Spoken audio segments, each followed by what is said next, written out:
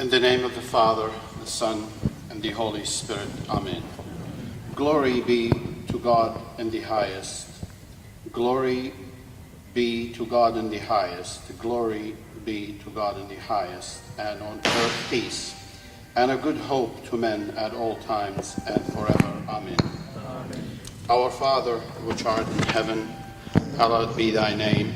Thy kingdom come, thy will be done on earth as it is in heaven. Give us this day our bread and our need, and forgive us our debt as we forgive our debtor, and lead us not into temptation, but deliver us from the evil one. For thine is the kingdom, and the power, and the glory, forever and ever. Amen. Thank you very much, Your Beatitude. Welcome to what is a very exciting night and a wonderful opportunity for the Coptic, Orthodox and Assyrian communities to come together, hopefully to produce better mutual understanding of one another. So I'm going to do, I'll just let you know what's happening tonight. I'm going to begin with a very brief introduction, after which we'll be spending about an hour in which His Beatitude and myself will be having a dialogue, having some discussion over some points of interest. After that, if you are very tired, we could have a little 5-minute break and then come back for the second part of the evening, which will be an opportunity for all of you to raise your questions to His Beatitude, and he will be responding to those questions. If you feel that you are very enthusiastic and full of energy and ready to keep going, then we can skip the break. We'll ask you when we get there and see how much we've tired you out by the end of the first hour. So to begin with, I'd like to just give everyone a very quick idea of who Aletheia Apologetics Group is. The word aletheia comes from the Greek word for truth, and apologetics is defending the Christian faith. So this is a group that's been running for about 5 years now. Mostly what we do is we dialogue with non-Christian people, particularly atheists. We have some good connections with groups like Sydney Atheists and the Western Sydney Freethinkers. But we also spend a lot of time holding meetings for people inside the church, people who are questioning their faith, people who are having difficulty accepting their faith. And we try and help them in their journey to understand their faith better and to come to realise the beauty and the truth in the ancient Christian faith. Tonight we are following the policy that we always follow, which is we want to understand better. We want to get to truth. As always, what we will be doing is I will not be sort of pushing a particular idea or a particular position, but hopefully what we'll be trying to do is to bring out the facts as clearly and as honestly as possible. And therefore, hopefully all of you will be in a better position to make up your own mind of what you think about the things that we'll be talking about today. We are very happy to have with us His Beatitude Ma Meelis Zaia, AM, who is the Metropolitan of Australia, New Zealand and Lebanon of the Assyrian Church of the East. I'll quickly run through a few biographical details. If I've got any of them wrong, please correct me. So he was born in Baghdad in Iraq in 1956, and he began his secular education in architectural design, I believe, and his theological education in Iraq, but eventually migrated in 1979 to the USA, where he continued both his theological and secular education. So far, I seem to be going okay. In 1973, he was ordained as a deacon at the age of about 17, and then he was ordained in 1982 at the age of about 26 to the priesthood in California, USA, which incidentally, Your Beatitude, is the same age that I was ordained as a priest. We share something in common. Oh, nice. He was then appointed in 1984 as the Bishop of Australia and New Zealand, and arrived in 1985 to take up that service. While in Australia, I discovered that he continued his studies at Macquarie University in ancient history and philosophy. And in his diocese, he established the first comprehensive school outside the Assyrian homeland, St. Hermist Primary School in Greenacre in 2002, and eventually Mar Nasai High School. He also established a forward-thinking, English-speaking parish in 2004, Saints Peter and Paul. And he established numerous services, particularly focusing on young people. Even for those who are having trouble with alcohol and drugs, something again that the Coptic community has struggled with. And we've also come to realise the importance of services for the people on the margins of our community. After all this work, in 2007, he was awarded the Member of the Order of Australia, the AM, for service to the community through the Holy Apostolic Catholic Assyrian Church of the East and through the development of a range of educational facilities. And in 2008, he was recognised by the Church when he was elevated to the rank of Metropolitan by the late Mar Dinka IV. He has been heavily involved in the ecumenical movement, representing the Assyrian Church with distinction and forging good relations with many other Christian denominations, as well as advocating for the needs of the Assyrian population, both here in Australia and abroad. So we welcome your Beatitude, and we are very happy to have you with us. Thank you so much, Father Antoninus, for that introduction. It was all okay, but the school is located at Greenfield Park. I think you said Greenacre. I heard that. Maybe I'm getting old. I couldn't hear very well. But I'm very pleased to be here. Actually, this is my first visit. Let me call it an official visit to a Coptic church through an invitation. And I'm very pleased that I will be tonight discussing through some thorny issues, actually.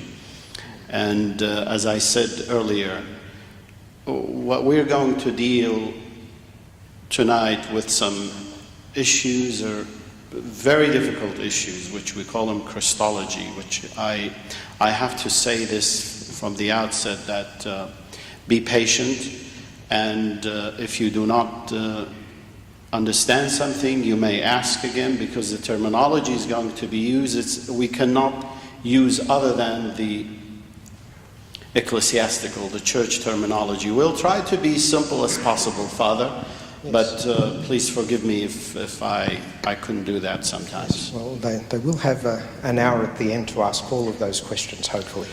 By the way, do you speak Arabic too, right? If I read, but for the Egyptian community, if I read something in Arabic for you, would that be okay? You'll understand it. Okay, good. I think, yeah, many of them will. There are a few of them who are a bit like me, who are not very good at Arabic, but I'm sure we'll be able to translate a summary of it and the gist of it. To kick off our discussion, I'm just going to very quickly run through a bit of background of our two churches. So up there on the screen, you'll see a kind of a family tree of the Christian community, the Christian family.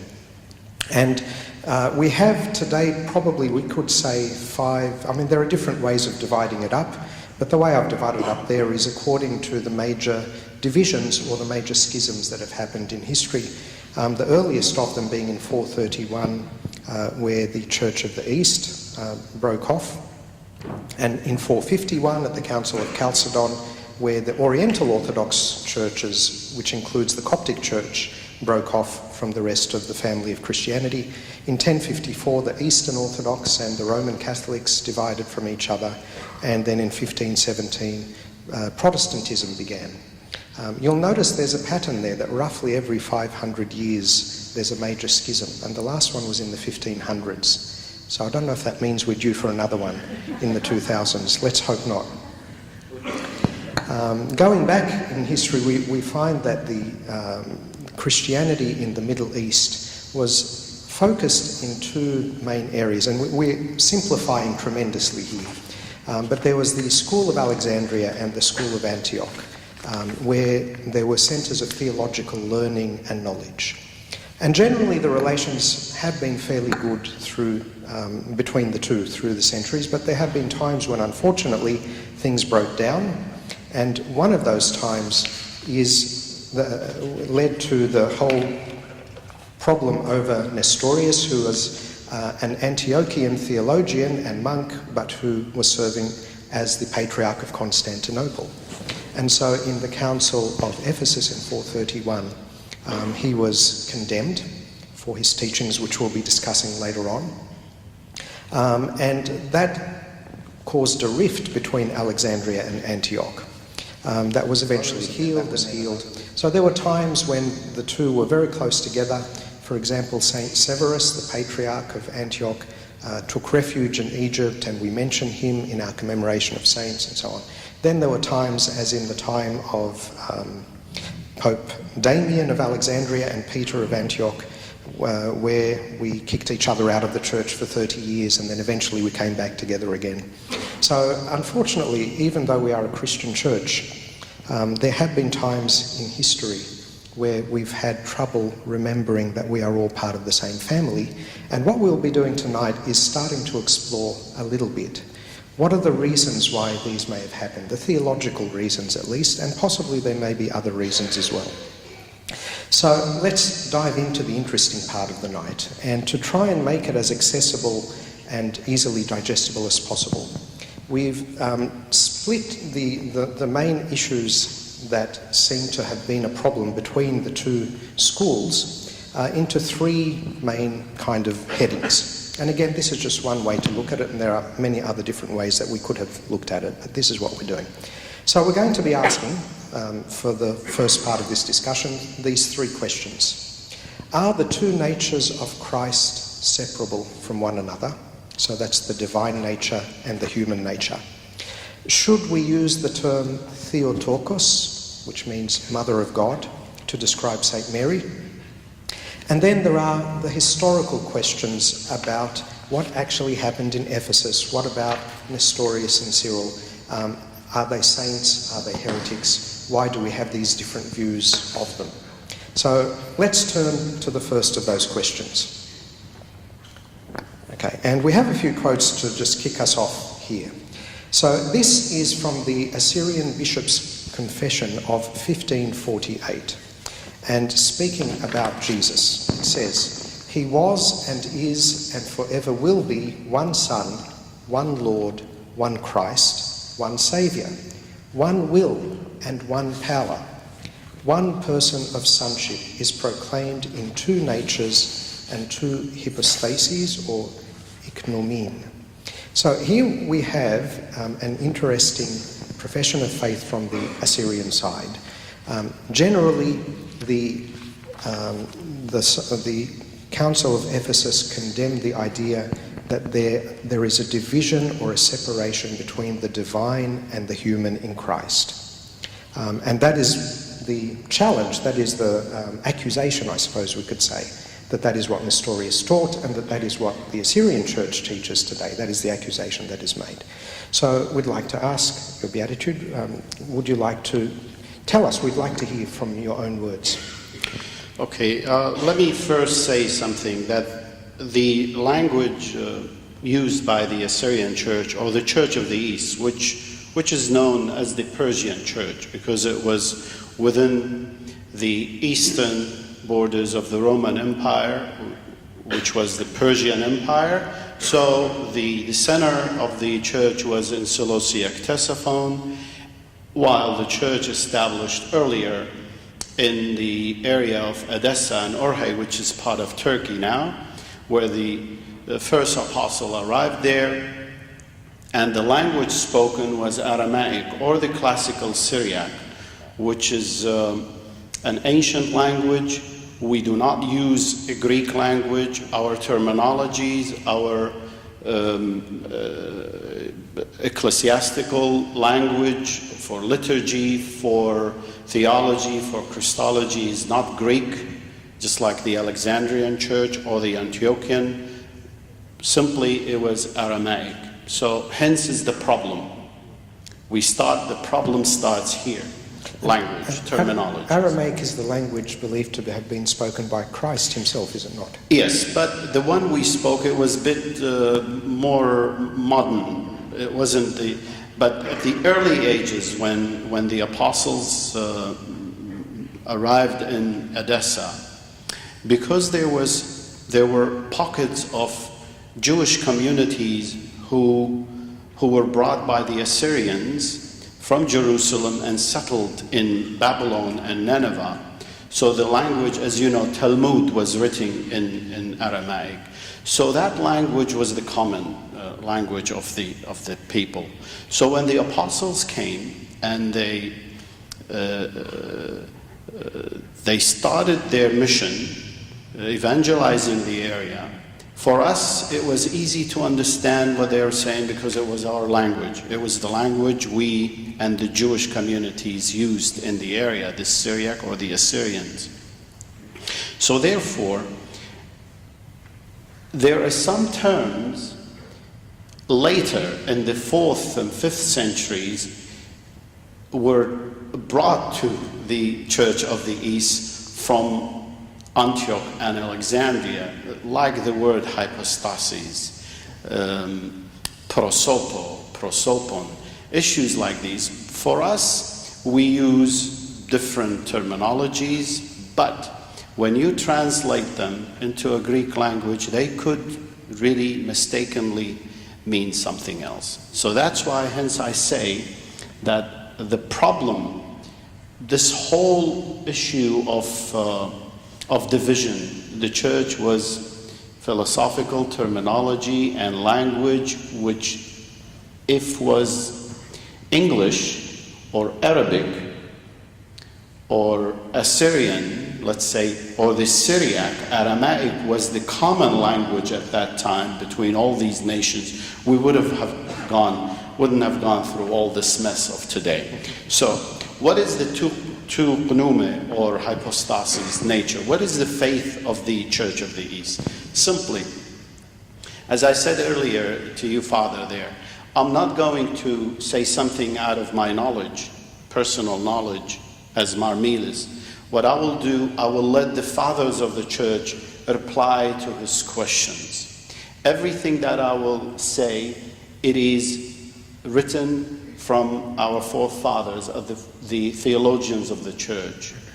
We're talking about early 4th century onward. So let's go. What is the issue of two natures?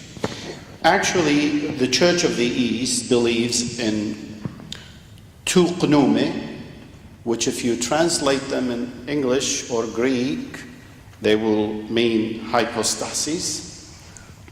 Two natures, which we call them kiani, in one person, parsopa, of Jesus Christ. Not two Jesus Christ, one Jesus Christ. Let me read what Mar Acacius, or we call him Mar Aqaq, the Catholicus Patriarch, in his synod of 486 AD. This is what the church book says, theology.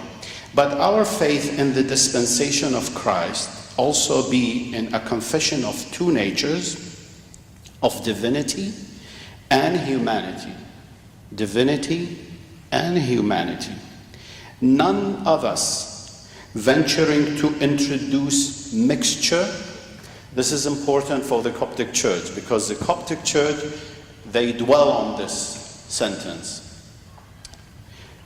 None of us venture to introduce mixture, commingling, or confusion into the distinctions of those two natures.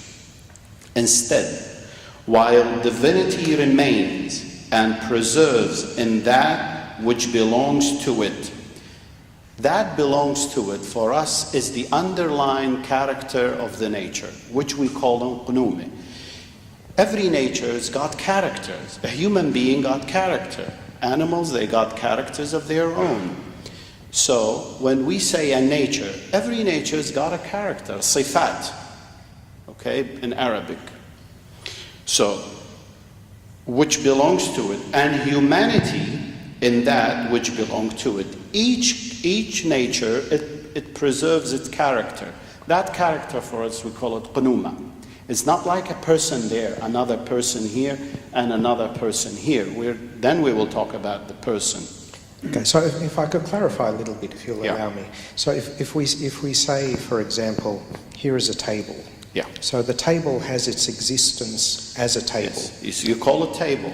But then it has characteristics such as being hard, Yes. being red, and so on. Absolutely. So eknuma refers to these characters. the characteristics like being hard, Yes. like being red, Yes. but not to A the person. object itself as an object. No. Just characters of that nature, which is a wood. We're talking about a wood. Wood's Yes. got a character of its own. We combine copies of the natures in one worship, one person. Because of the perfect and inseparable conjunction, naqiputa we say, which the divinity had with the humanity. So you see, there is a conjunction between the two. And then later, because some of the questions I noticed will deal with this issue of, are they separate, these two natures, or united? Which the divinity had with the humanity. If anyone think or teaches other that suffering and change belong to the Godhead of our Lord, not preserving in regard to the union of the pursuit of our Savior, the confession of perfect God and perfect man, the same shall be anathema. It means we do not use or allow suffering and pain into the divine nature, or death into the divine nature.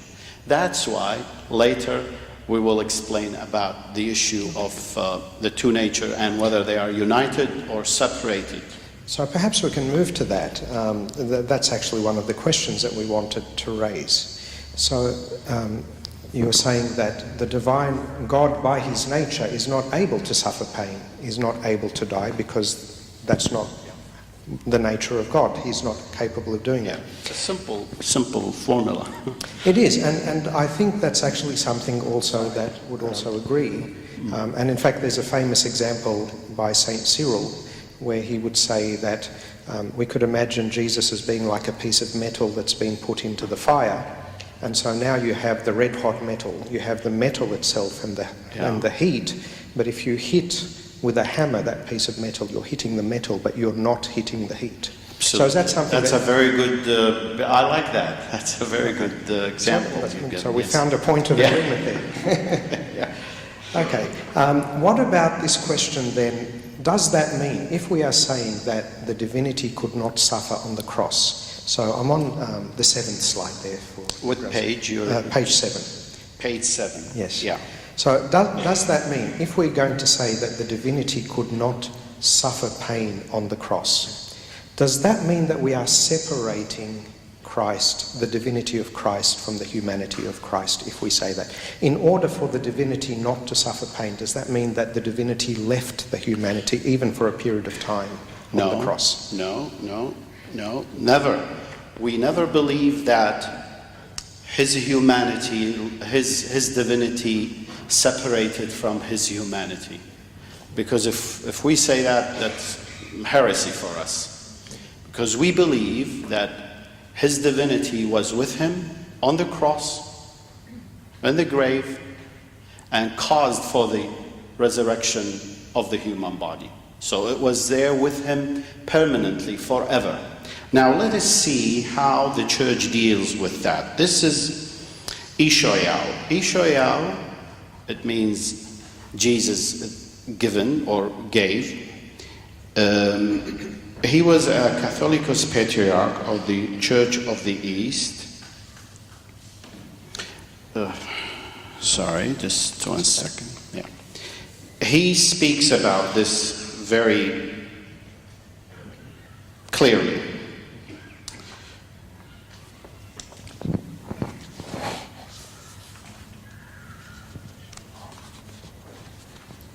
So while you're looking, I'll add a little bit more, which I'm sure you'll be able to cover as well. What he's saying. While by the power of his Godhead, he worked wonders, the cleansing of lepers, the opening of blind eyes, the expulsion of demons, the raising of the dead. Yet in the nature of his manhood, he thirsted, hungered, ate, drank, and was crucified, suffered, and died. Now remember, he mentioned the word in the manhood, in the nature of human nature, and died. Though his Godhead did not depart him, nor did it suffer. His body was wrapped in a linen cloth and placed in a tomb, and after 3 days he rose by the power of his Godhead, divinity, as he had said beforehand to the Jews, destroy this temple, the human temple, destroy this temple, and after 3 days I will raise it up. Now there's two natures speaking, the divine nature and the human nature. Destroy this human nature and I will raise it up. It means the one in me, the divine nature, will raise the human body. So this is, I think this is something that St. Cyril then decided that he wasn't happy with. So I've gone back to slide 6 now, if Your Grace. We have there the very famous formula that St. Cyril used on page 6, which is the one nature or physis of God the Word incarnate. So, as I understand it, and I should have said at the very beginning, I'm not a theologian, I'm only an amateur. So I'm not either. If I'm saying things that are wrong and the theologians among you realise they're wrong, you'll surely correct me later on. But as I understand it, he was very interested in insisting on this idea of one nature, rather than the language that your Beatitude just used there of the two natures. So I'd like to probe a little bit further here. Yeah. What is going on? What is the difference? And as I understand it, what St. Cyril wants to insist is that if we speak of something being done by, say, the divine nature, but not by the human nature, we are in some way dividing Christ. Okay. So the first question is, from the Assyrian side, is that formula of St. Cyril an acceptable one? And then from that, of course, we want to understand how you think about it. And we have no problem with the one nature formula. Right. As long as they talk about a divine and human nature united in one person of Jesus Christ. The problem, as I mentioned earlier, when you talk about suffering in that person, now we have to nominate, or we have to differentiate that suffering. Did it affect the human nature or the divine nature? This is our problem. This is the questions that we, Church of the East, ask when we talk about one nature. But as soon as the question, the answer will be, no, he suffered in his human nature, then we ask the second, oh, okay, so there is the divine nature kept its characteristics. It means the human nature did not affect the divine nature in any of its suffering or pain or death. Is there a thin line between them? Are they separated or they are mixed? When you talk about mixture, it's a problem for us. How can you mix the divine and human nature together? And in which way? There must be commingling between the two, correct? So the Assyrian position is mainly focused on avoiding that problem of mixture. And avoiding relating suffering to the divine nature. Okay. It could then be responded, though, if that's the case, then why did it need to be Jesus who suffered? If it was only the human nature that was suffering, why not just a prophet or a righteous man? Because they have a human nature as well. So again, as I understand what Saint Cyril wanted to get to, he was... because he said, "This is my beloved son." God said, "This is my beloved son." So there is something special about this person.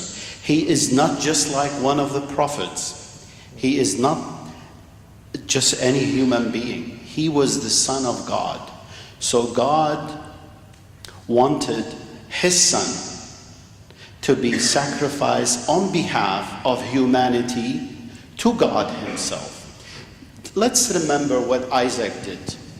Let's go back in history to Abraham and Isaac. The Lord asked Abraham, he said, "I want you to sacrifice your son for me." So Abraham took Isaac, a young boy, took him up to the mountain, and he almost there was to sacrifice him. But suddenly he heard that there was an animal, sheep there for that sacrifice. So he released Isaac and he killed the sheep as a sacrifice for God himself. So there is us human being, we sinned. We were the image of God. When he created, he said, let us go. That means the Trinity, Father, Son, and Holy Spirit. Let us go and create a human being in our image. So we were the image of God, but have we really and truly remained in that image of God after the fall of Adam? No, we did not. So God wanted to bring back that image, a perfect image. Who was the most suitable person to do that sacrifice and to bring back that image that God wanted?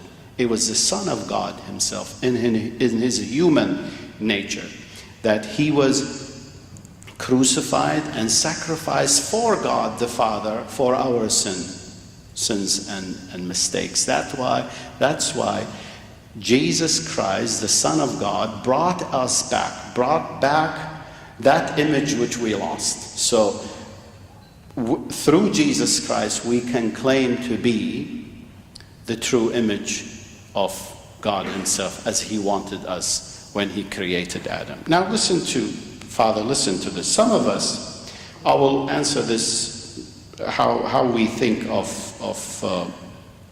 this whole two natures. Some of us affirm two natures, wills, energies, hypostatically united in the one Lord Jesus Christ. Some of us affirm one united divine, a human nature, will and energy in the same Christ. That's the Coptic Church and the Syriac Orthodox Church. But both sides, this is the important thing, but both sides speak of a union without confusion, without change, without division, without separation. This is what we believe. So I'm very interested in the word union there, because that was a word that St. Cyril insisted upon. Yeah. And we insist on that too. Yeah, although in many of the things I read, that was the accusation once again, that the Assyrian Church rejects the word union in favour of other words like conjunction and so on. So that's a very... Marbawai the Great, who was one of the greatest theologians of the Church, he wrote a book on union. Unfortunately, it's all in French and wasn't translated. Now the Assyrian Church is working on the translation to English. It's a perfect answer to all this. Both sides speaks of union without confusion, without change, without division, without separation.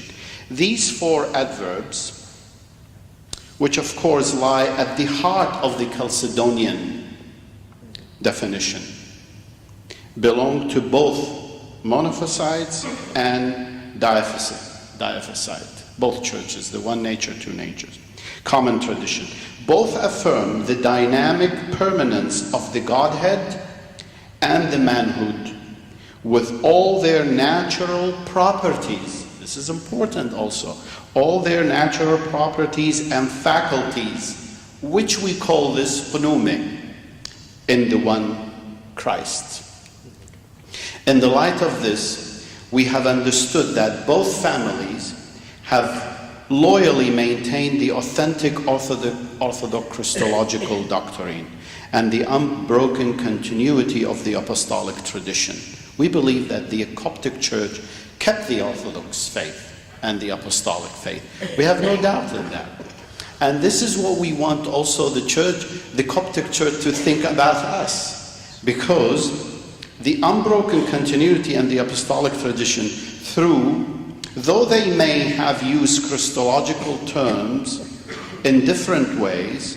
For instance, I'll quote Bishop Bishoy in 1980. Put it this way.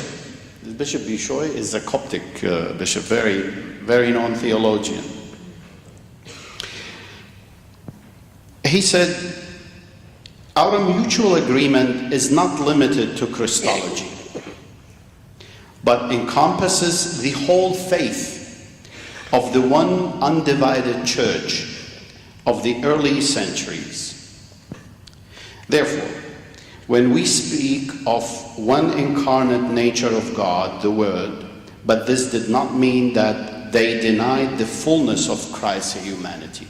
This is for us, for the Assyrian Church of the East. When we hear the Coptic Church speaking about one nature, definitely we understand that they are not denying the human nature of Jesus Christ. And we've had to defend that against many people who've accused us of confusing and mingling and so on. That's, yes.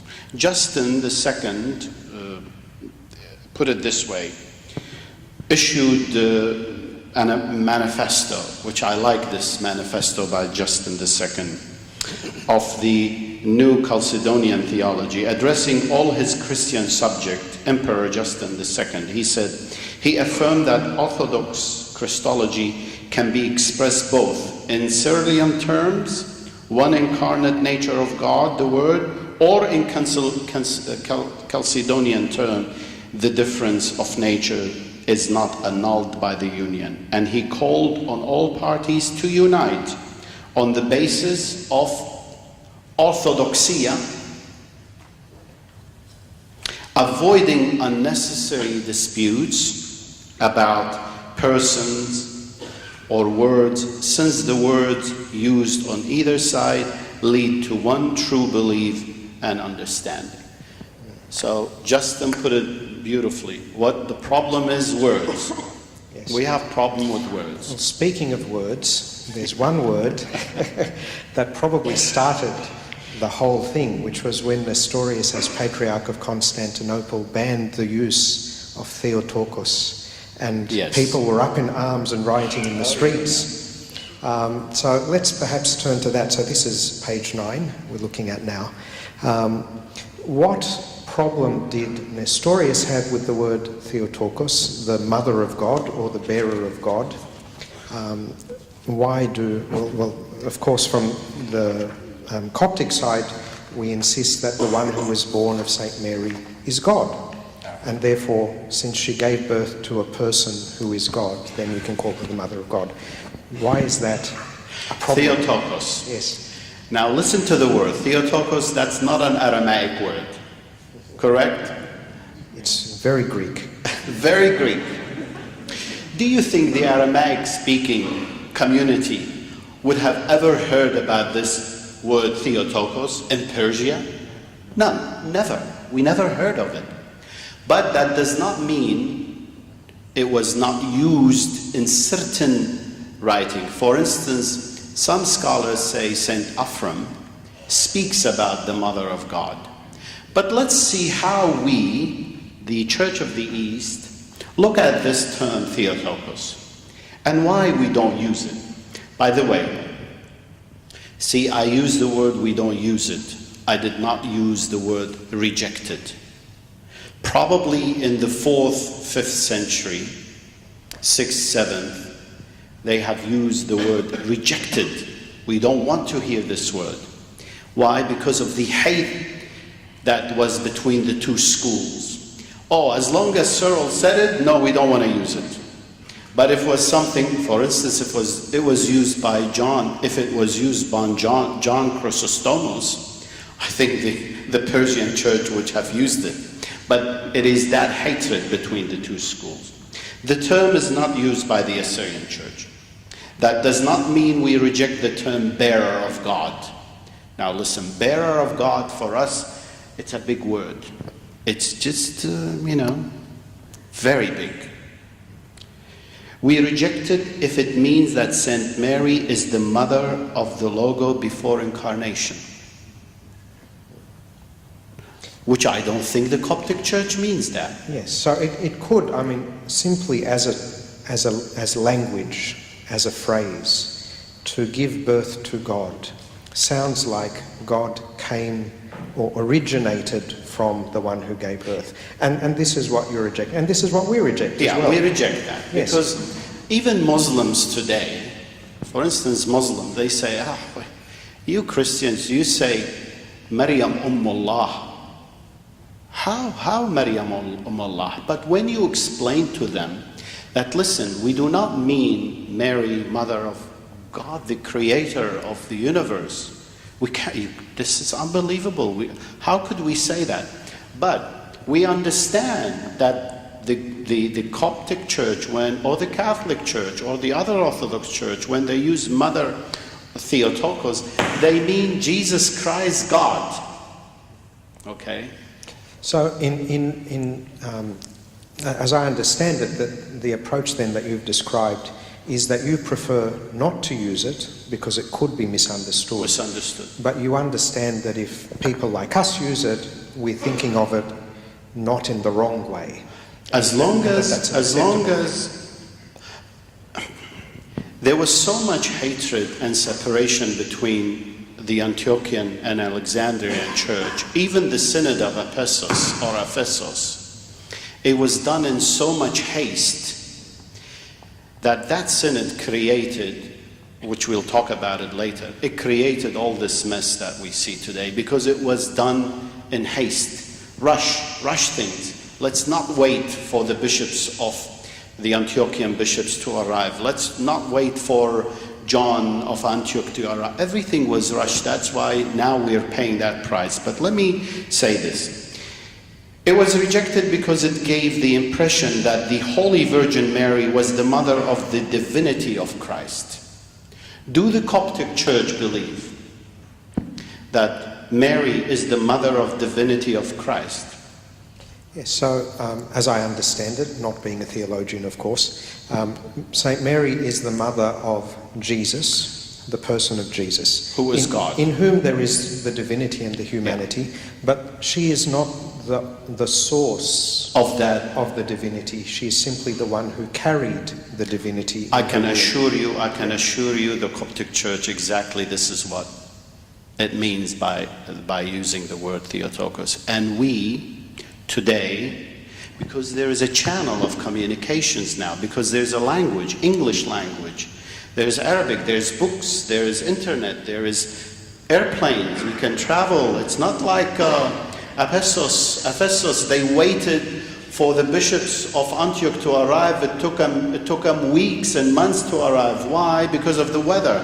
Now I can travel to Cairo to Lebanon in a few hours, and we can sit and have our dialogue. But that dialogue, unfortunately, at that time was based on hate and who is first and who is more in control, let's say.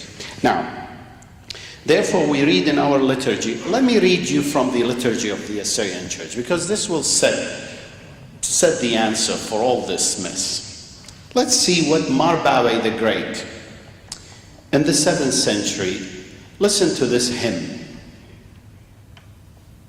Blessed is the merciful one who in his grace has provided for us lives through prophecy. Isaiah saw with a spiritual eye the amazing child of virginity. For Mary gave birth to Emmanuel, the Son of God, without copulation. From her, the Holy Spirit fashioned the united body, as it is written. What united body? The divine and human in her. To become a dwelling and an adorable temple for the radiance, with a capital R, for the radiance of the Father, with a capital F, in one sonship. And from the beginning of his incredible conception, united with himself in one adoration. That moment when Angel Gabriel, opened his mouth and spoke to Mary, Virgin Mary. Now, that everything that is his will be fulfilled in it. For the salvation of the people, as is fitting for him, the angels glorify him on the day of his birth, with their praises in the highest above. The earthly also offered adoration with their offering in one honor. Christ is one, the Son of God, more honored than all in two natures. In his divinity, he was born of the Father, without beginning and above time. In his humanity, he was born of Mary. In the latter times, with a united flesh. Neither is his divinity from the nature of the mother. This is important. And I believe the Coptic Church also addresses this. Neither in his divinity from the nature of mother, nor his humanity from the nature of the Father. That's why we talk about suffering and death. It's not nature of the Father. Father will never die. The natures are protected in their qunumi, in their characters. They're protected. But in one person, in one sonship. And wherever there is divinity, there are three qunumi and one existence. Now he's talking about Father, Son, Holy Spirit. Because where there is divinity, we're talking about Father, Son, and Holy Spirit. Thus is the sonship of the Son, in two natures, one person. Thus has the Holy Church learned of the faith of the Son, who is the Messiah, who adore you, O Lord, in your divinity and in your humanity, which are without division. That's why the Church of the East, when we heard Theotokos, we said, this is not in our tradition, bearer of God. It's not our tradition. But what is in our tradition is the Virgin Saint Mary, mother of Jesus Christ our God. Now let's put that in comparison with Theotokos. You see the terminology we use? For instance, if I hear you now praying for the Theotokos, now I understand, not like in the 4th century, now I understand that Father Antonio's is praying to the Theotokos, which I have no objection for him to use it, but don't ask me to use it because it's not our tradition.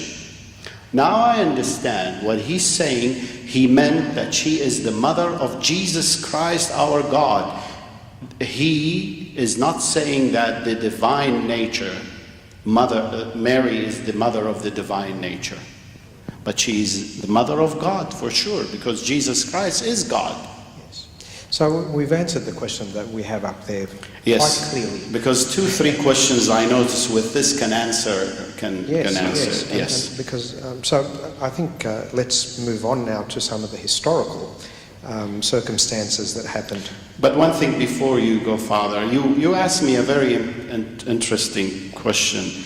It's you asked the question: did the divinity of Christ? When did Jesus become fully divine? This is important to answer. At conception, Yes. at birth, at epiphany. Yes. This question was put to us.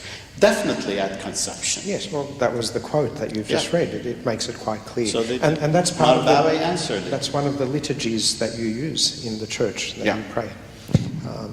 So it does clarify it quite well. Let's move on to some of the historical circumstances and what we can make of them. Where are you at? So we're going to page 10. 10? Yeah. So again, just by way of very quick background, one of the things that I think is an obstacle to the two churches accepting each other is that the Coptic Church holds the Council of Ephesus as an ecumenical council. And that, of course, is a very high standard, as I believe the Assyrian Church would hold the councils of Nicaea and Constantinople as ecumenical councils. So, although, as your Beatitude was saying, that there were some politics and weather situations going on and delays and things were, I think all historians agree that there was quite a bit of messiness about the whole thing. And something that you didn't mention is that when they disagreed, the two sides, the Alexandrians and the Antiochians, when they disagreed, the emperor actually told them they weren't allowed to leave Ephesus until they sorted their differences out. And they had to stay there until they worked it all out. So it wasn't just a nice, simple, easy process. It was quite complicated. And I think that's led to a lot of modern historians and theologians across all the different Christian denominations trying to understand Ephesus in a more honest way, in a clearer sort of way. So moving on to page 11 now.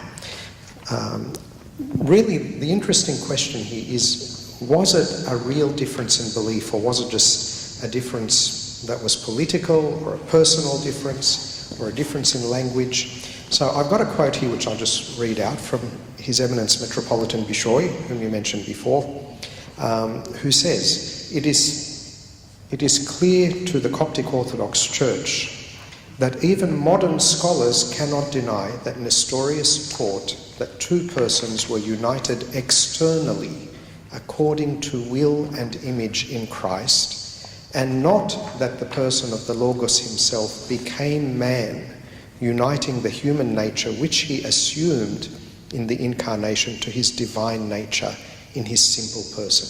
The thing which the Orthodox call hypostatic union, against the prosopic union of Nestorius. So hypostasis, as we were saying before, is the underlying nature, whereas prosopic, I believe, just means personality kind of thing.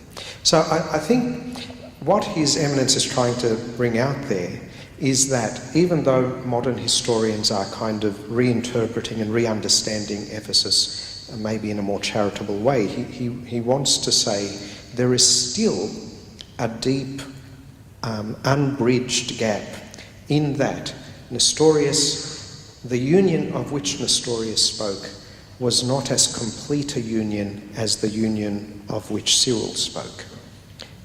So is it just a political, personal thing, or was there really something that goes deeper that still hasn't been resolved there in the nature, the kind of union between God and man in Jesus? See, what is the unfortunate thing here is that Nestorius is not here to defend himself. Yes. And he was never given the opportunity to defend himself. As I said, Ephesus was done in haste. Decision was taken. anathemas were put, all in haste. I personally, and many scholars do believe, that there was political, personal, authority challenge between the two seats, and the misunderstanding of the formulas put by both, because both groups did not have the opportunity to sit at Ephesus and to have a debate, because it was one-sided debate. And you know who led Ephesus? Who was in charge of Ephesus? It was Cyril himself. He was the judge, he was the executor, he was everything there. While we're talking about another person who's not there, who's did not given the opportunity to defend himself. Actually, before, when he arrived into Ephesus, there was a riot there. And it is interesting that you read the history of the Council of Ephesus, because really it's an interesting one. It gives you a full understanding of how heated was the debate and hate between the two schools. If I might be allowed to use a modern analogy, I think the presidential race in America is becoming a little bit like Ephesus. There was Trump. Okay. Historically, the Church of the East never been officially approached. This is important also to mention. The Church of the East never been officially approached by the Catholic Church or any Orthodox churches to accept the Christological formula and dogmatic teaching of the Council of Ephesus 431. We never been invited. On the contrary, when we wanted to join the Middle East Council of Churches, the Coptic Church put a veto on us. Imagine an ancient church, a church with thousands and thousands of martyrs in the Middle East, was rejected to be member of the Middle Council of Churches because of the veto put by the Coptic Church. Now, however, this is what we feel about Ephesus. We feel that today, in light of modern scholarship and contemporary ecumenical efforts, that there is significant opportunity for dialogue and ultimately for progress in regard to the question of the relationship of the Church of the East to the Council of Ephesus by approaching the disputed Christological teaching and its formula with mutual restraint, okay, this is important, restraint and respect, and with a desire for mutual understanding and tolerance. I ask you for a dialogue, but beforehand I say, you know, you're a heretic. Now you're neighbors with the Seventh-day Adventists here. They don't believe in the cross. I carry a cross, but the Coptic Church do sit with the Seventh-day Adventists, with women priests, and they attend ordination of women priests, but they call me heretic. Why? Because there was some dispute almost 1,000 some years ago. There are 3 points that we may suggest for consideration whenever there is a realistic inquiry into whether or how the Church of the East might accept the Christological formula of the Council of Ephesus. 1, how we deal, because this is a question. Since every Christological statement articulated by an authoritative body, such as a council, a synod, or a commission, is an attempt to explain the inexplicable mystery of incarnation, and because of the fact that no single formula or series of statement are ever able to capture in words the essence of the mystery of the incarnation, we should not kid ourselves. None of us, none of the churches can capture the full essence of this mystery of incarnation. We can reach to a point, but at the same time we can stop, because that's why we call it a mystery. All right. Now, since it's a mystery,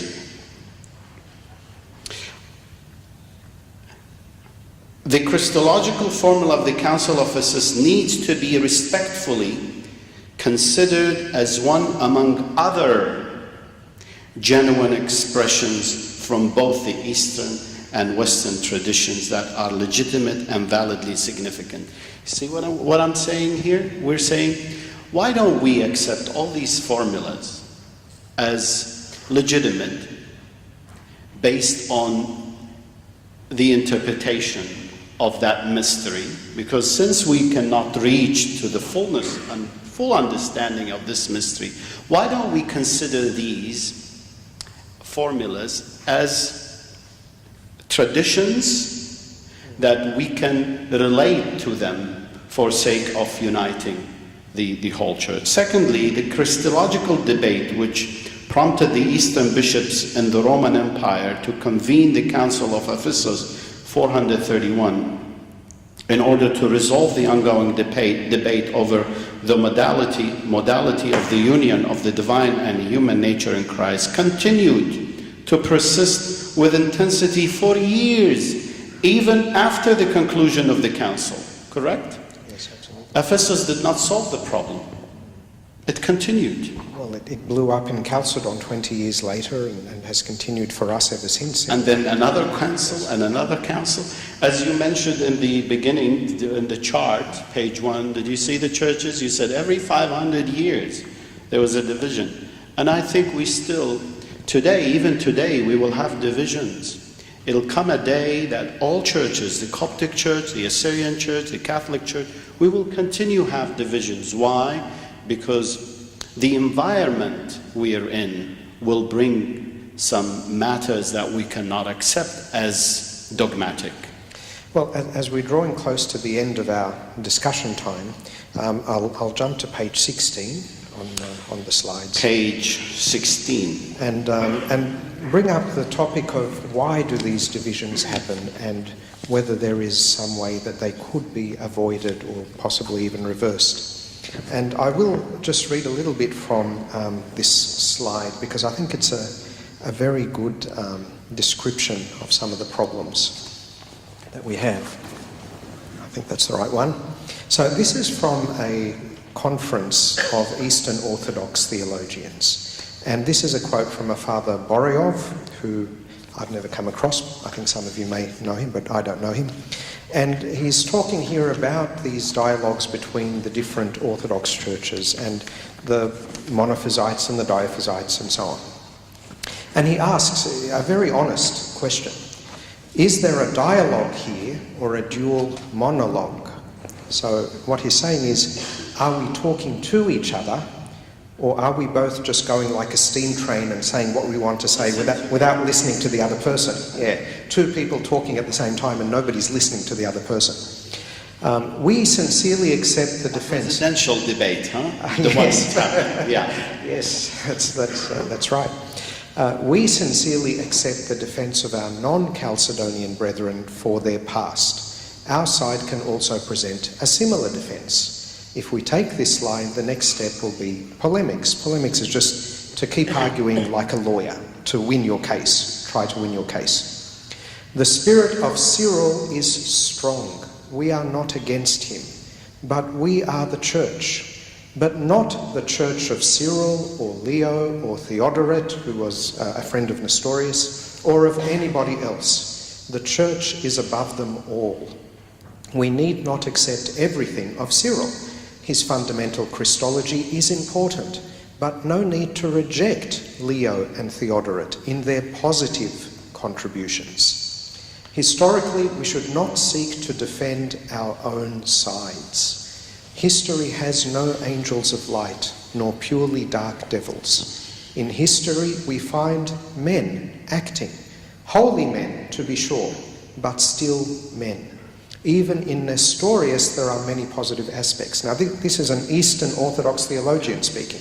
Even in Nestorius, there are many positive aspects. We must recognize both the merit and the weakness of both sides. The Holy Spirit works in the church as a whole, and we must look for the ground of unity. So I wanted to ask you, Beatitude. Very interesting. What do you think of that? And that last phrase, we must look for the ground of unity. What would be the ground of unity that would help our two sides get beyond the fights of the past? I like what he said. It's very interesting and It's very honest, isn't it? Very honest, very honest. Do you know that the church anathemized dead people? A human being died, let's say 50 years ago or 80 years ago. Suddenly the church goes, have a meeting, and put anathema on him. The man is dead.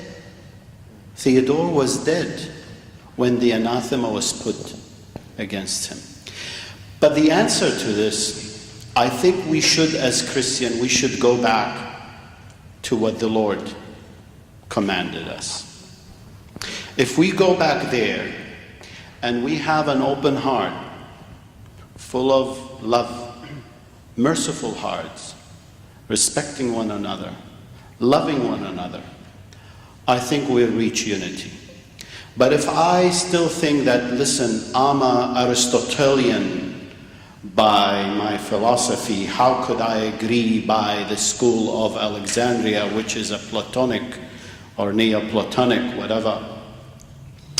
How would I degrade St. Cyril by saying Nestorius is an Orthodox? If I do that, I'm degrading. All these people are dead. All these people are waiting for judgment of God. We cannot judge people. The church cannot sit in the seat of judgment of God himself. This is what the church did, unfortunately. The church sat in the seat of judgment and passed judgment on individuals. Theodore of Mopsostia was not just an average person on the street. Theodore was a theologian. He wrote many exegesis, homilies, and he was so much respected by the whole church for his defense of orthodoxy against Arianism and others. Suddenly, he was declared heretic. Now let's see what the Lord is telling us to do. A new command I give you. Love one another. As I have loved you, so you must love one another. By this, everyone will know that you are my disciples, if you love one another. Do we really love one another? Instead of talking about Cyril, Ephesus, Nestorius, let's come back and ask this question. This is a fundamental question. This is the foundation of Christianity, love. Before Christological, do we love one another? I would say no. That's the truth. On current evidence. Sorry? On current evidence. It's true we don't love one another because in certain churches, on the consecration of a bishop, that bishop, before his consecration, he has to read the 12 anathemas against Nestorius. Or, how can you declare, how can you say, Assyrians will not enter the kingdom of heaven? How could you say that? You put yourself in the seat of judgment of God and declare me that I will not go into the kingdom of heaven because I someday supported a theology of Nestorius. That wasn't my theology, by the way. I wasn't an historian. That was my theology. That was how we used to understand the church. Secondly, be devoted to one another, Romans. In love, honor one another above yourselves. Are we doing that? Are the churches honoring one another above themselves? Romans, again, let no debt remain outstanding, except the continuing debt to love one another, for whoever loves other has fulfilled the law. We still hate one another since 431. While he's saying, let no debt remain outstanding. We still have debt outstanding, Father. Unfortunately, then, be completely humble and gentle. Be patient, bearing with one another in love. Are we bearing one another? This is what these people should ask the church. The grassroots level should ask these questions before they ask the question of us about Christology, theology. They should say, are you really blessing those who curse you? Pray for those who mistreat you? No, we don't. Bless those who persecute you. Bless and do not curse. Are we doing this? No, we cursed and we continue to curse. Since 400 AD until now, we continually curse everyone. In John, in his letter, first letter, everyone who believes that Jesus is Christ is born of God, and everyone who loves the Father loves his child as well. I believe that Jesus is the Christ, and all Assyrians believe that Jesus is the Christ. We believe that Jesus Christ is God, fully human. And we love the Father. We know that we love the Father because we love Jesus. Why can't you love me then? I'm not saying you, Father. If you declare with your mouth, if you declare, Romans, if you declare with your mouth, Jesus is Lord, and believe in your heart that God raised him from the dead, you will be saved. Ask every Assyrian here, do you believe that Jesus is Lord? He will say, not only Lord, he's my Savior. He's everything that I have. I have given so martyrs throughout these 2,000 years, and until now, I've been given people, martyrs, to ISIS, Daesh, to Islamist movements, and on and on. And I believe that God raised him from the dead. Don't you think God will raise me also from the dead, and I'll be saved? How could you say, no, you won't be saved? These are the important questions, yes, which I accept that. No, and you bring up a very important point, which unfortunately in the introduction we skipped over. We didn't have time to go through it, which is the martyrdoms that are happening at the moment to the Assyrian Christians in the Middle East. It's almost as though we've gone back to the bad old days of the persecutions of the Christians. And I think, by way of wrapping up our discussion today, I think that's probably a very good point for us to think about.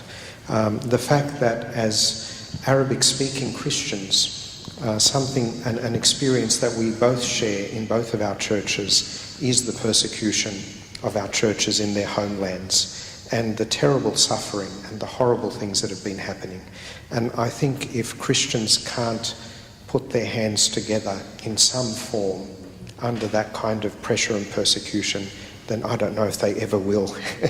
I'm going to finish with, I'm sorry to cut you off, but we'll need to wrap up so that we can give everybody a chance to speak, and I'm sure we'll have a chance to respond to many of the questions. But I'm just going to wrap up this part of the night with a final quote. You remember we mentioned at the beginning a split that happened in 616 AD between... Page?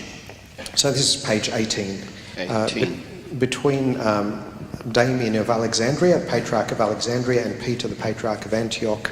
And it took 30 years for it to be fixed up. But eventually it was resolved. And eventually the two sides came together. And I really like this lovely quote from the two patriarchs who succeeded those two and who brought the churches together, who are Anastasius of Alexandria and Athanasius of Antioch. And they said very simply, the writers, Peter and Damien, the writers have gone to God. As for us, we are united in accord with the presently effected doctrinal agreement.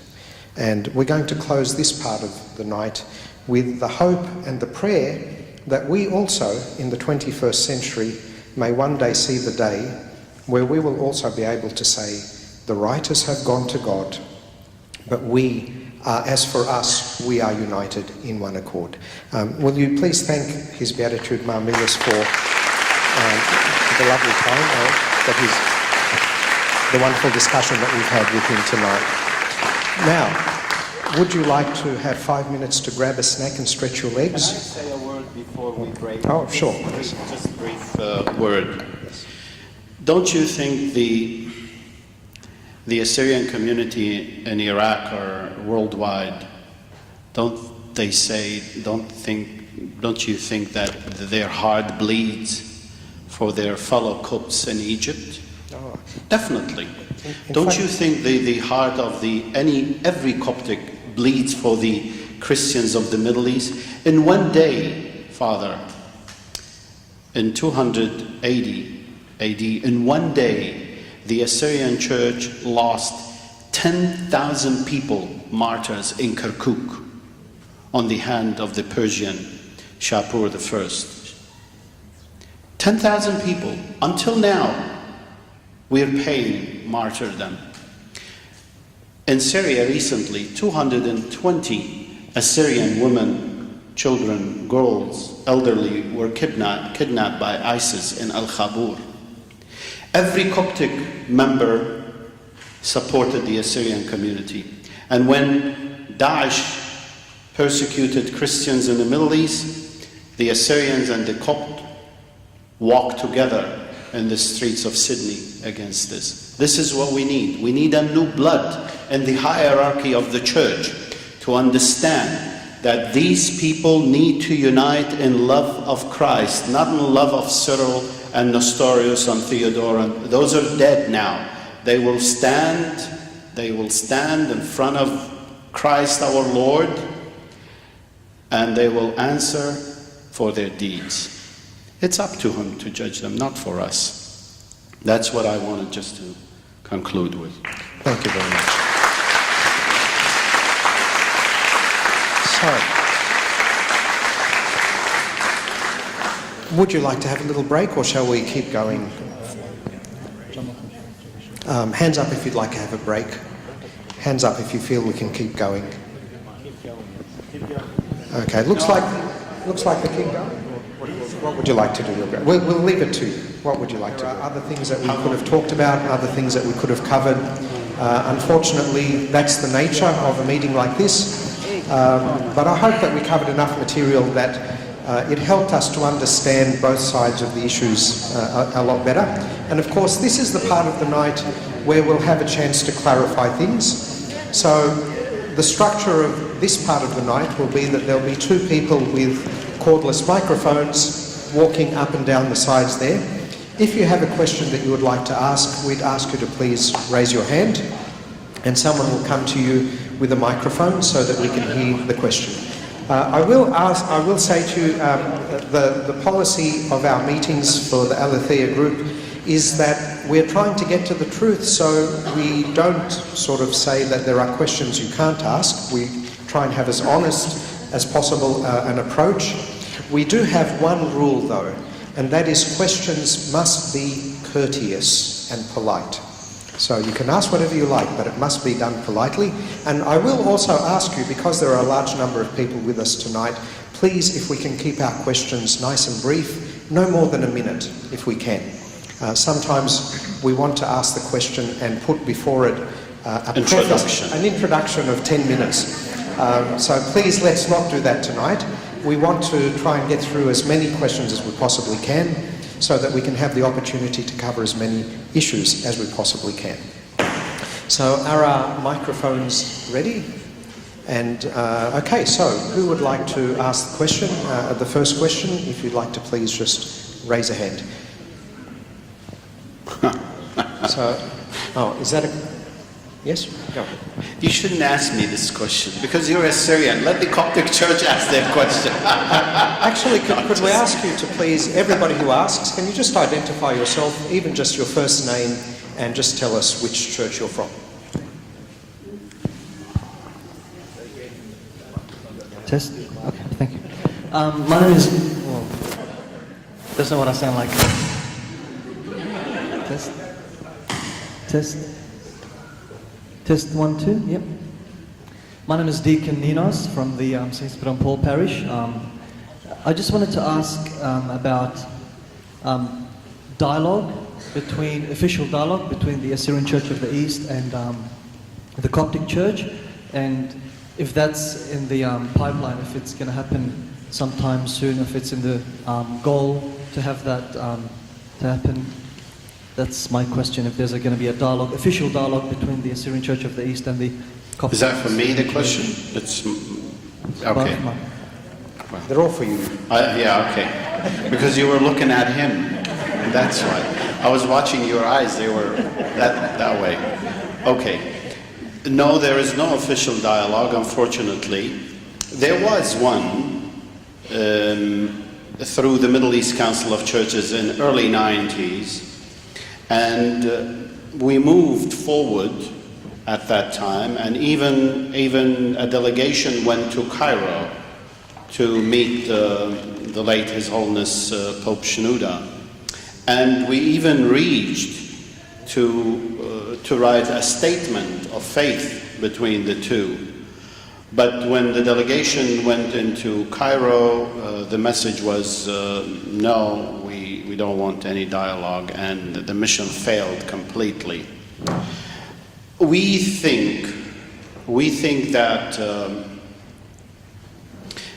the Coptic Church need to be more practical, more flexible in dealing with us or other traditions.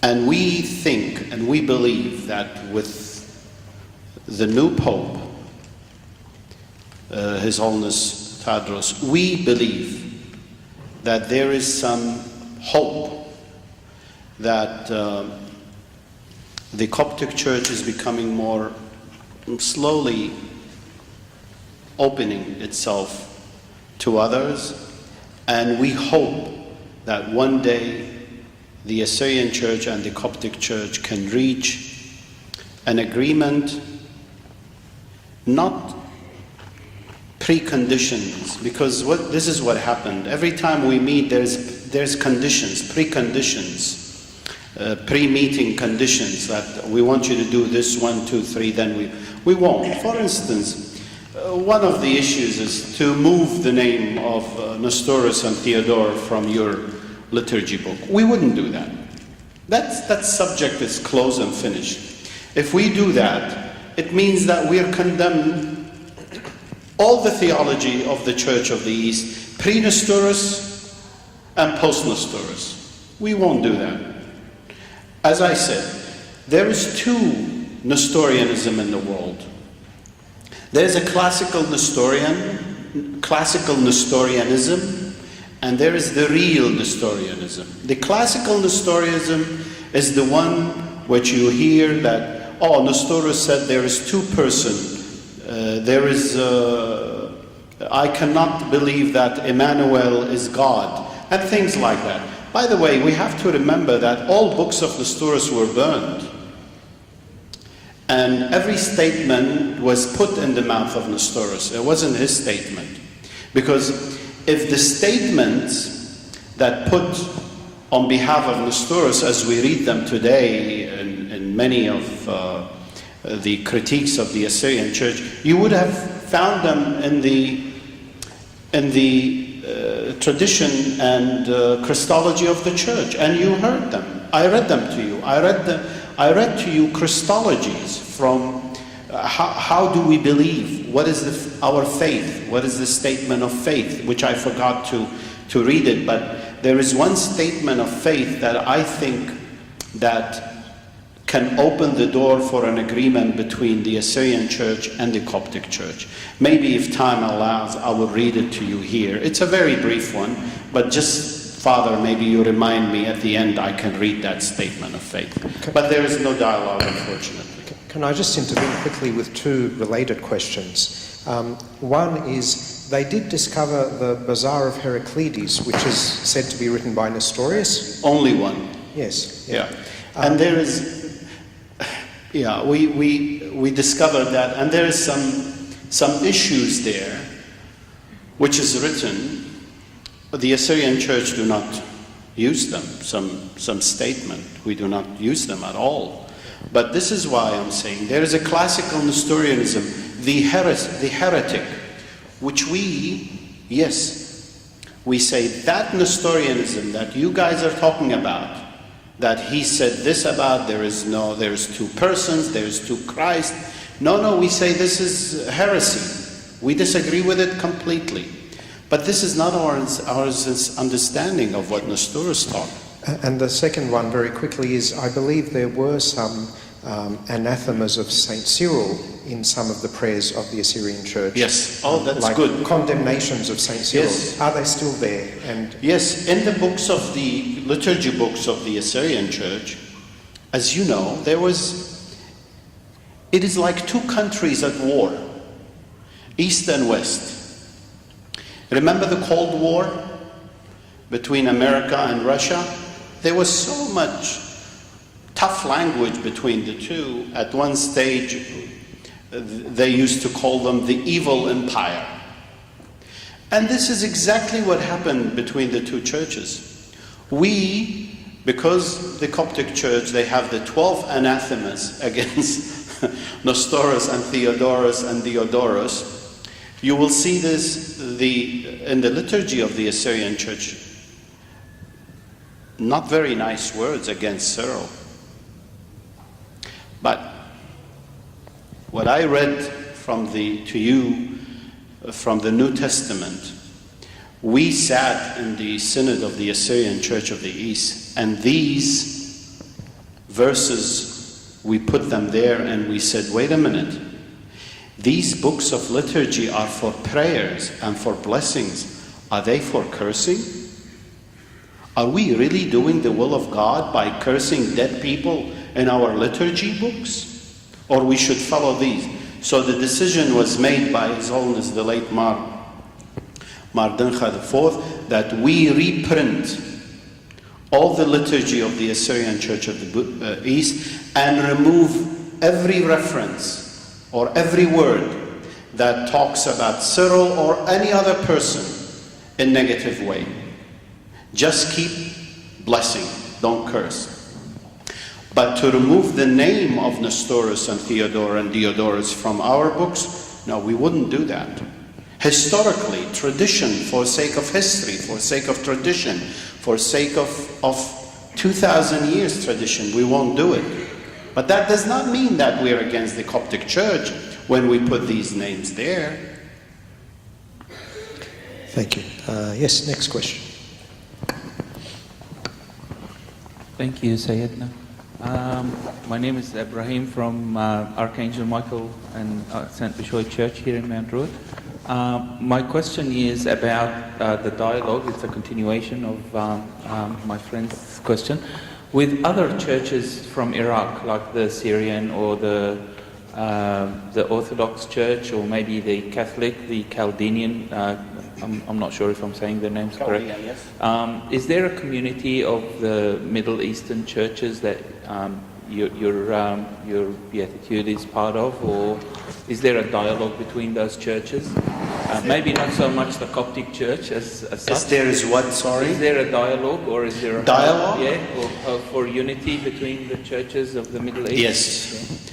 As you know, in we started a dialogue with the Catholic Church.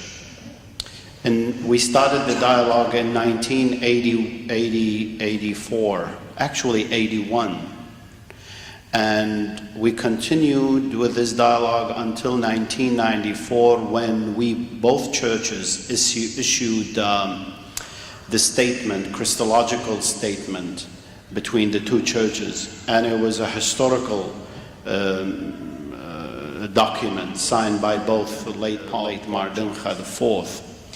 I would encourage you to look into this Christological declaration.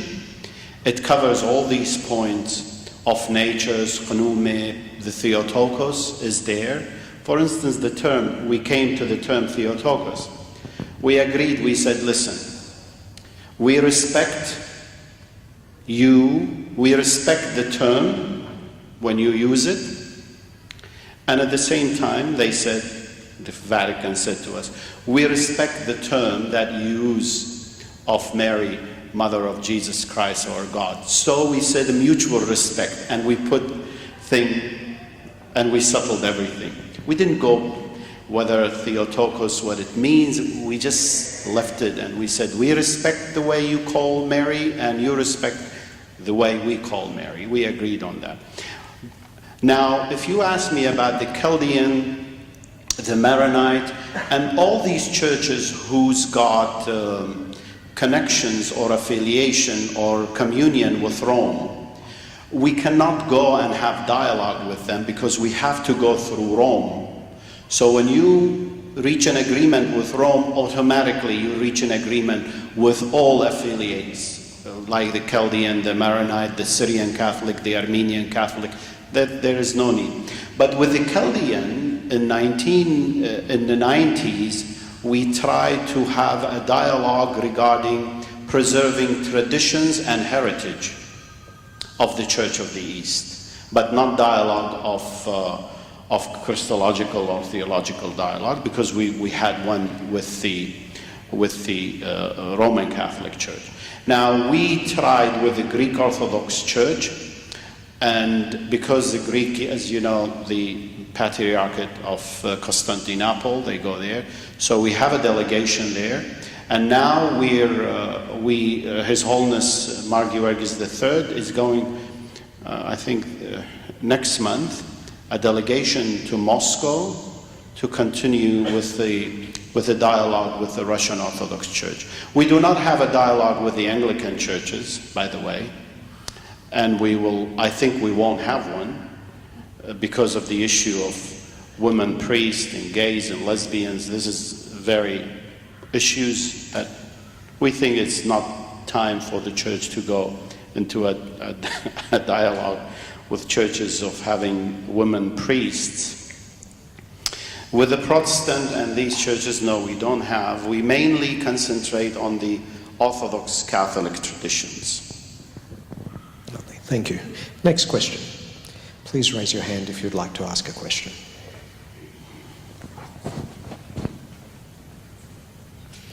Perhaps if you have a question, you might just quickly raise your hand so the people with the microphones know you're there, and that'll speed up the process. So if everyone with a question, just raise your hand quickly now, and if the people with the microphones can just take note of where they are.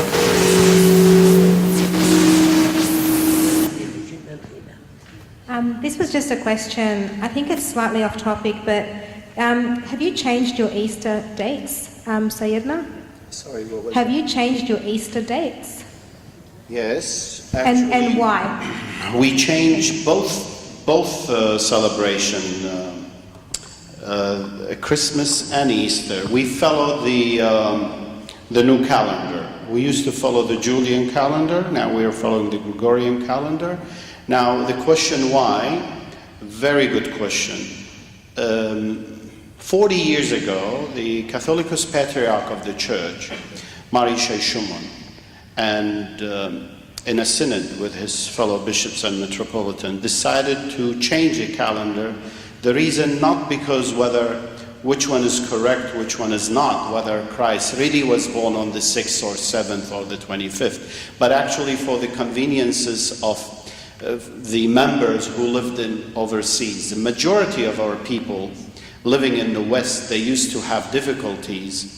And even in the East, we used to have difficulties, because at that time, the government used to give holidays, Christmas and Easter holidays. They used to give it to the Catholic tradition. So if you're a student, or if you're an employee, you go to your boss. Imagine a boss that he doesn't know what's the meaning of a Christian Christmas on Easter, and say to him, you know, today or tomorrow, this coming Sunday, is the celebration of the feast of the day of resurrection. He will say, wait a minute, didn't your fellow, wasn't that happened some weeks ago? He'd think you're trying to trick him to get an extra holiday. Oh, yeah, he thought that we'd trick him. So what happened, the church, for the convenience of the people, decided, no, we follow the new calendar. And it worked well, by the way, because if you see now, today is almost 60% of our community lives outside the Middle East. And so, and you know how Christmas and Easter is here, so just, you know, it's more convenient. And we pray that the day will come that all Christian churches will celebrate Easter and Christmas on the same day. We pray. And we have no objection, by the way. For instance, a suggestion was made, why don't we all celebrate Christmas on the 25th, but Easter, let's celebrate it on the old calendar. We, the Assyrian Church, we said we have no problem with that. As long as there's unity among Christians, we will do that.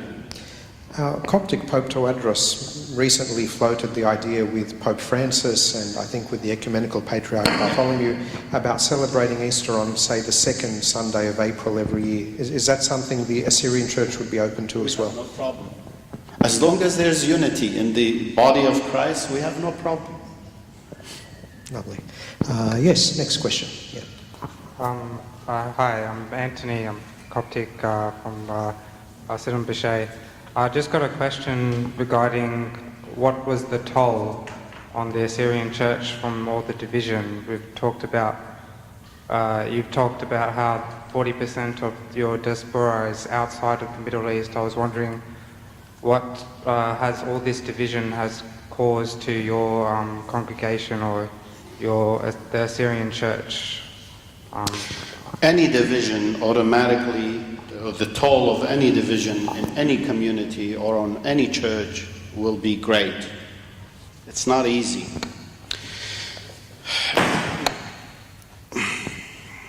We, since the 4th, 5th century division, there were so many missions came from the West into our areas. So what happened that the Assyrian, or the Church of the East, was further divided into sects. For instance, the Catholics send their missions, some Assyrians or some members of the Church of the East joined the Catholic Church. Then some members of the Church of the East followed the Syriac Orthodox Church because they were in union with Alexandria.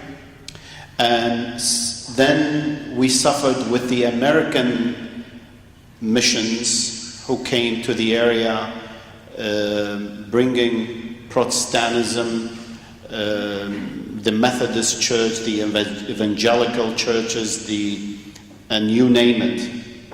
So we kept losing members to these families or to these groups. The reason, if you ask why you lost so many members, because we were really persecuted by Muslims from all sides, by the Turks, by the Persians, by the Kurds, by the Arabs. So we were surrounded by all these people, and they kept massacring the Assyrian people for years and years and years. And then, after all this, it happened that the Middle East turned into a dictatorship countries. in Iraq and in neighboring countries went into wars. So there was continuous persecution, continuous pain and suffering to the Assyrians or Christians of the Middle East. Then came ISIS, Al-Qaeda, then what happened in Iraq. So imagine if you look at this history, it's all of bloodshed of the Christians in the Middle East. So we fled. Now we have about, in Sydney itself, we have almost 30,000 living in Sydney. In Melbourne we have about 10,000. In New Zealand, in America we have over 200,000 living. In Europe, in Canada, in Iran, in Syria, we had about 15,000 Assyrian livings in Khabur. Now there's only 2,000 left because of what ISIS did to the villages of Christians in Al-Khabur. So it is sad history. And putting all this together, we come in and we see that, okay, we understand persecution of non-Christians, but how could you be persecuted by your fellow Christian because you do not agree with them in Christology or theology? That is the most painful thing. The painful thing is when you're persecuted by your fellow Christians, not by non-Christian. Non-Christian we understand. This is what we're called for, to be witness for Christ. But when we're persecuted by our fellow Christian, we're witnessing for who?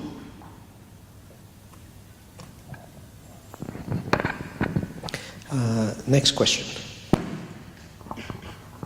So we're always working towards... What's your name, Albert? My name is Albert. I'm Coptic Orthodox from this parish. And I guess my question is, we're always working towards union, and God willing it will happen. But of course there are hurdles that are preventing us from getting there. So what sort of issues would be non-negotiable? So you mentioned that, for example, you could not remove the name of Nestorius from the liturgy, but you would be, and you are removing the anathemas against St. Cyril. If, for example, the use of the term Theotokos was the only thing standing in the way, would that be like a point of compromise because the way you understand it, the way we understand it is not heresy? So are there other issues? So could you please mention issues that are non-negotiable other than that? Yeah, this is a very, very tough question. To be honest, there are thorny issues, are not simple, just like let's agree on them.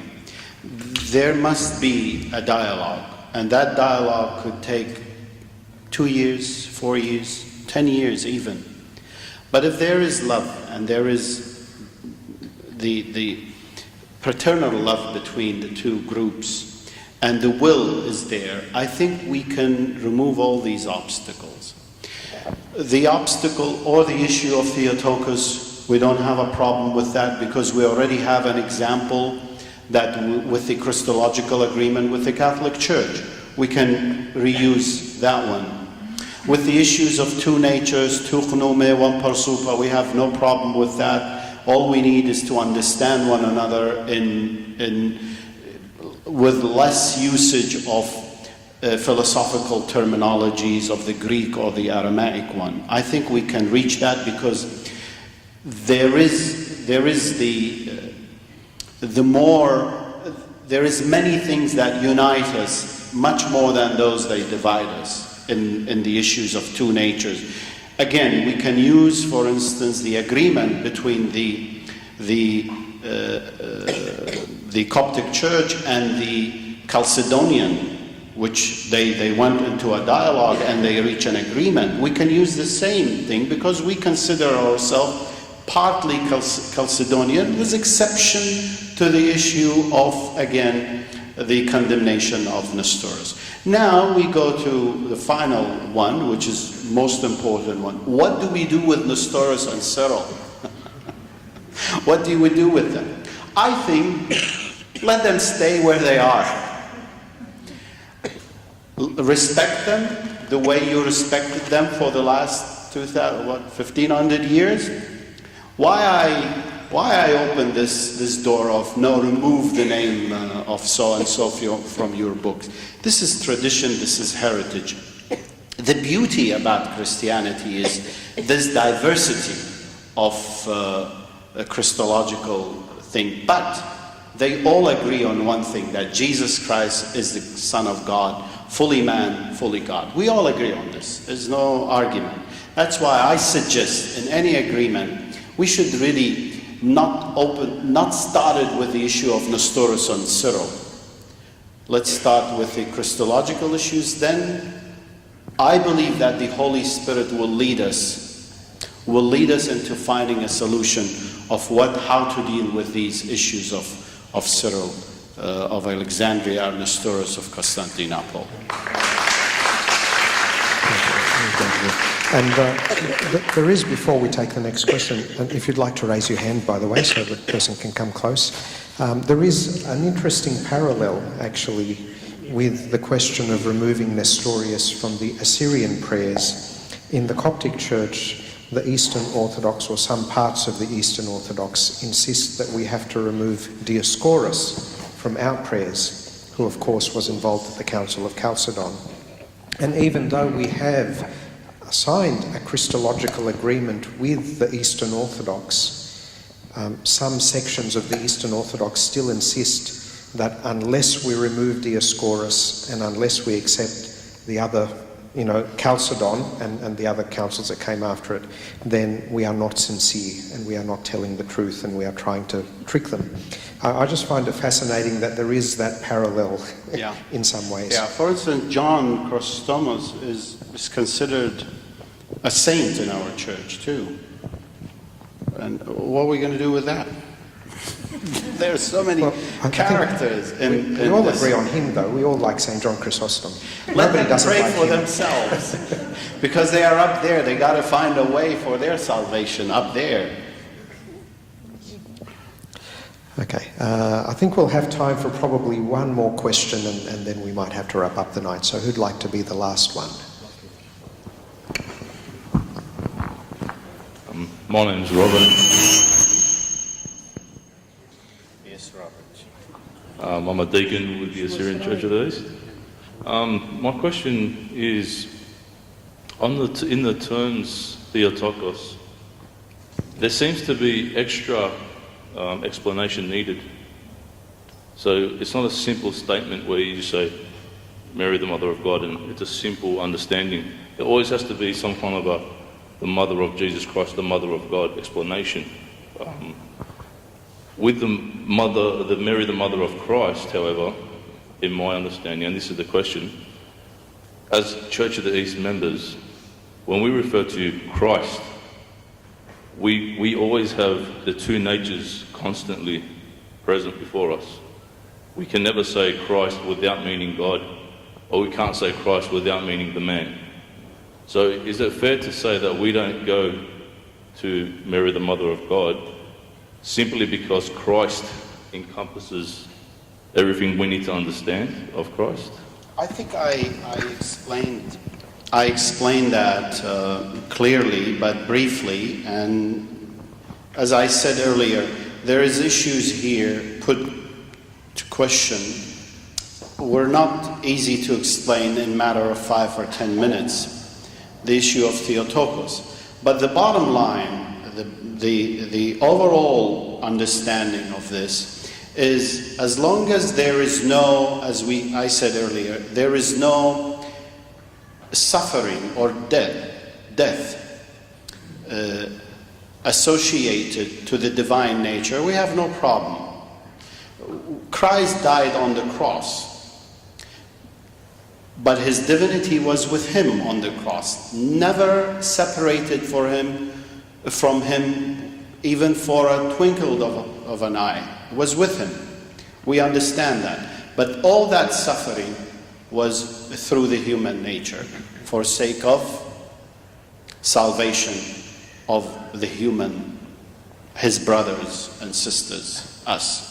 So it's a long, Shamas, it's really a long debate which your question will take us back to another full explanation, which I'm tired, I'm not going into that again. Well, may I say it is wonderful to have your Beatitude with us today, and I think the fathers of the 4th century and the 5th century may have been pleasantly surprised to find a bishop of the Church of the East kind of defending the use of the word Theotokos, kind of. I would have been anathematized by now. Can I read this statement of faith? Yes, sir. And We'll I know that to the Coptic TV, the youth, Christian youth channel is taking this. Let me read this proposed statement. And I want every Copt member, Coptic church member, to listen to it carefully, at the same time an Assyrian, and to ask himself whether if he heard anything wrong with this statement. And I won't say a word after this.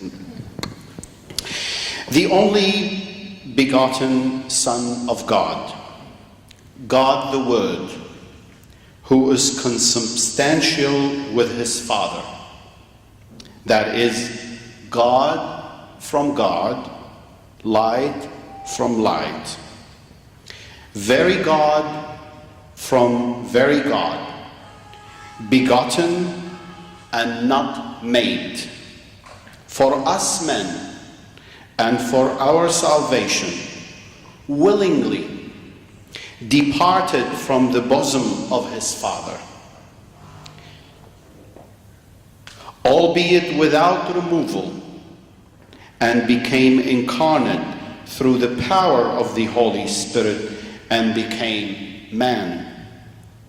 He became, but was not changed.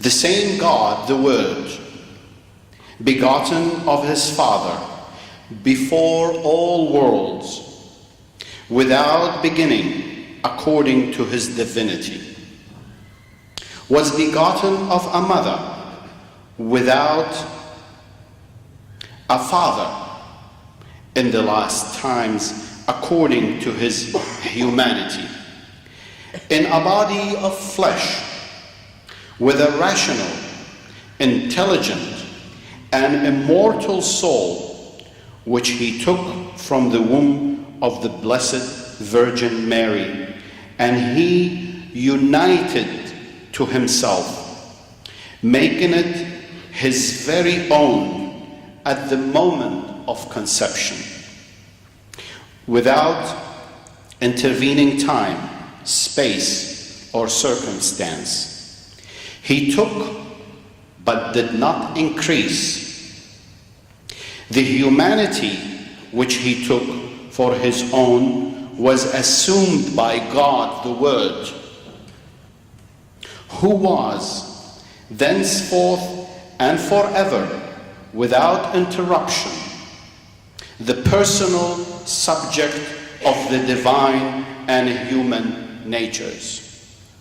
His divine and human natures retain their peculiar properties, faculties, and operations unconfusedly, immortably, individedly, and inseparably. It follows then that because the divinity and humanity are united in the person of the same and only Son of God and Lord Jesus Christ, we reject any teaching which suggests that Christ is an ordinary man, whom God the Word inhabited, like the righteous ones and the prophets of old, namely a man, conjoined or ever united with God the Word only by will, honor, authority, and grace. We further reject any teaching that is explicitly or implicitly suggests that there are two sons, or two Lords, or two Christs in our Lord and Savior Jesus Christ, but we confess one Lord Jesus Christ, the Son of God, who is the same yesterday, today, and forever. Anything wrong with this, Father? Thankfully, I'm not a theologian, so But sounded good. It certainly sounds good to my amateur ears. Thank you for sharing that, your Beatitude. I think one thing that I think we could all agree on, well, two things we can all agree on, is one, that these are very complex issues. Yes, and certainly. that we certainly would not be able to solve them in a couple of hours today. But I think we would also all agree that we pray for our church leaders, that God may give them the spirit of love and the spirit of wisdom and the spirit of truth, and that they may all converge by the guidance of that Holy Spirit, so that one day, I think everybody involved would desire and wish to see the day that we could resolve these differences. Amen. And that we can be united. So please pray for those who are theologians and those who are the hierarchs of the church and who are responsible for these things, that God may guide them. Thank you so much to all of you for your patience today and for your participation today. And before we leave your Beatitude, we have, I believe, a small gift that we